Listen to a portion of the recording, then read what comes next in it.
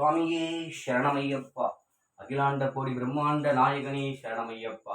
ஐயனுடைய 21வது சரணத்தை சொல்றேன் பாருங்க. இருளகற்ற ஜோதியே சரணமையப்பா. இருளகற்ற ஜோதியே சரணமையப்பா. நம் மனதில் ஒளிந்திருக்கும் சஞ்சலங்கள், பயங்கள், துன்பங்கள் அனைத்தும் போக்கும் பகவான் ஐயப்பன்.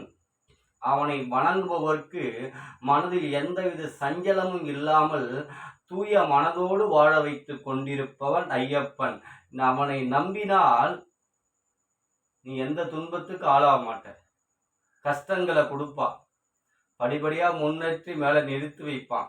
அததான் 18 படிகளுக்கும் அதிபதி அவன். அதனால்தான் இருளகற்ற ஜோதியே சரணமையப்பா. பாருங்க, ஐயப்பனோட சரணத்துல எவ்வளவு ஒரு அற்புதமான வரிகள், வார்த்தைகள் இருக்கு பாருங்க. அவனை வணங்குவதற்கு நாம் செய்த புண்ணியம். சுவாமியே சரணமையப்பா, சுவாமியே சரணமையப்பா, சுவாமியே சரணமையப்பா.